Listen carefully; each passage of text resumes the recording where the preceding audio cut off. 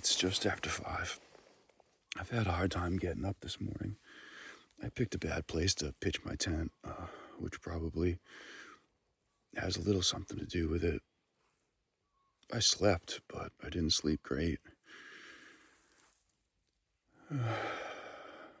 It's time to try to put a dent in my food bag. So it's a little lighter. This will be the 3rd day. I'm hoping to notice a difference in how much it weighs and fits in the pack. Back on the PCT. I literally slept right there in that corner, 5 feet off of the PCT. I'm thinking this morning, I took a long break yesterday, and I don't think long breaks in the middle of the day are for me.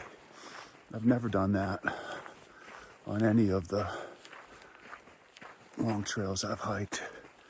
So I've done it twice so far on the PCT.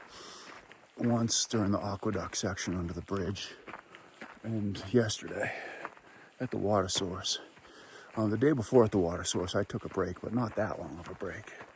Yesterday I was there for 2 hours or more. I forget what time I got there, but I left a little after 4 o'clock. So I would guess at least 2 to 4. And the day before was probably less than an hour or an hour tops. I think it just throws my rhythm off too much. I'd rather just keep hiking, and things that are in motion tend to stay in motion. But it is cold this morning.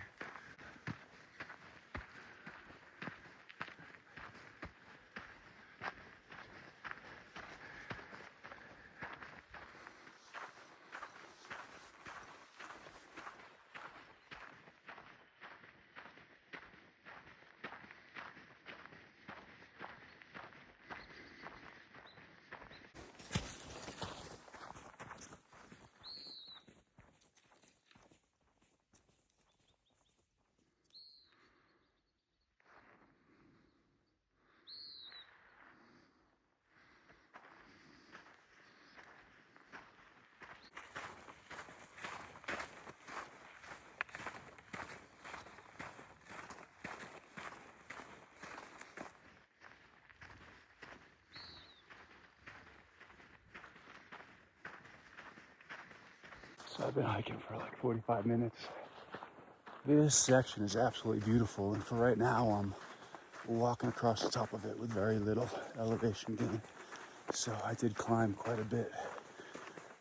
And towards the end of the day yesterday I was going up, so I feel like I'm reaping the benefits of that right now. I was about 8 miles from the road with the water cache when I woke up, and I'm about 6 miles from the water cache now, and I have over a liter. 1 liter and maybe 8 or 9 sips. So I'm in much better shape as far as water goes today. We'll see what the future holds after I get to the water cache. I'm not even sure how much I have to carry.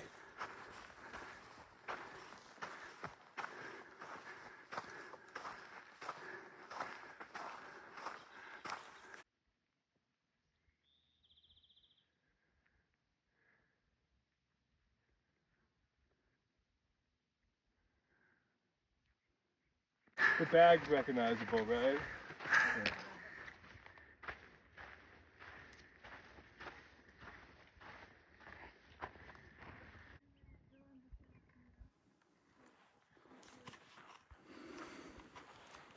Thank you, devilfish. So that water cache was amazing. Location isn't as great as the other 2 water caches because they're in the wilderness and you get more shade and you can rest. This is on the side of the road, so it's a little sun exposed. The next water cache is 15 miles from here, so I'm kind of locked into hiking and sleeping there because there's a lot of tent sites there, I guess. So the ETA is 5:36 if I just hike right there and make good time, which is good. It gives me a little wiggle room if I have to stop. I will push until 8 to get there if I have to. I really don't want to get there any later than 7. there's probably going to be a lot of people there because there's a good amount of people I saw at the first water cache and throughout the day yesterday that I haven't seen really. And this is a section where if you're not getting water from these caches that Devilfish is leaving for us, thank you Devilfish, then you got to go pretty far off trail or just do a reroute and not hike the PCT. Devilfish also left a map at the cache to show you what to do if the cache is empty. I don't know if I mentioned it, but I carried 4 liters out of that cache. I drank the half liter there and I was finishing my last liter on my way in there. So I'm in good shape for water. Now, because it's such a long day, I don't want to do what I normally do, which is just conserve and hoard it. I have to drink that water. So by noon, I have to drink a liter. By 2, I have to have had 2 liters. And by 4, I have to have had 3 liters. So ideally, I'm drinking my last liter as I'm heading towards that spring/camp. I want to get the water weight down. It's 8.8 pounds right now. And that's a lot. So throughout the course of the day, I want to get it down. I'm dealing with the my water is already too warm issue again. It's been a while, but I mean that water was out in the sun and I'm thankful for it. But it's only been about an hour and it already tastes warm sipping it out of my bottle. So it's gonna be a long day drinking hot water in the sun. Might be shade up there if I get to go up there.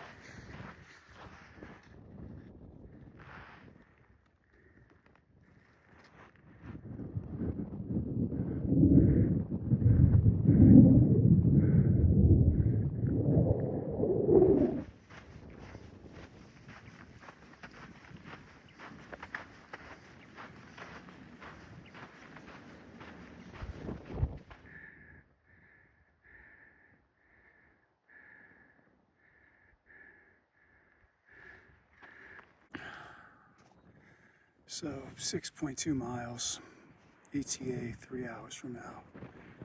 I forget, like 4 o'clock.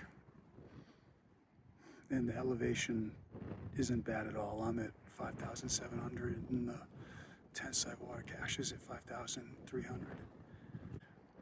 So it could have been a lot hotter today, and I might be speaking too soon because it's still early in the afternoon and the sun and the heat gets warmer around 2, 3, 4, even 5 lately.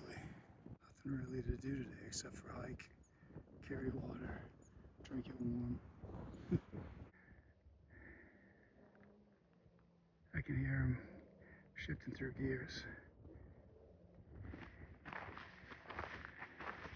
So anyway, took a break. I had to rub some Gold Bond extra healing lotion on my inner thighs because I'm chafing on my left leg.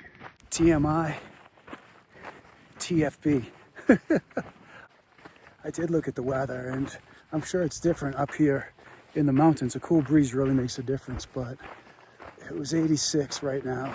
It's a little past 1. It's going to be 87 at 2, 88, 89 or whatever at 3, and 90 at 4 when I'm hoping to get to that camp and get some water. I don't know how hot the water's going to be if it's 90 degrees and it's sitting in the sun.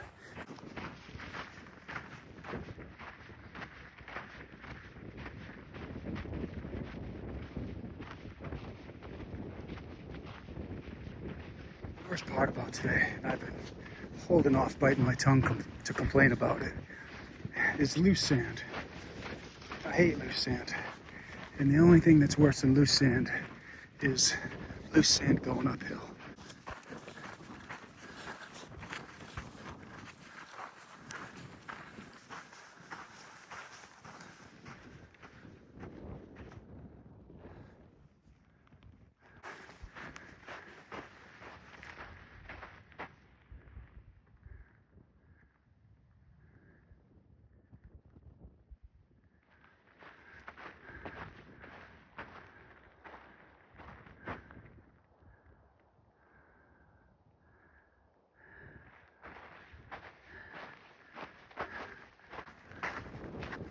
This guy is amazing. For 23 miles of trail, I don't know what I would do if it wasn't for the water that he leaves out. But actually, he leaves a map here telling you what to do. If there's no water, you can reroute this and miss 15 miles of trail, but have water. But he's got you covered. His name's Devilfish.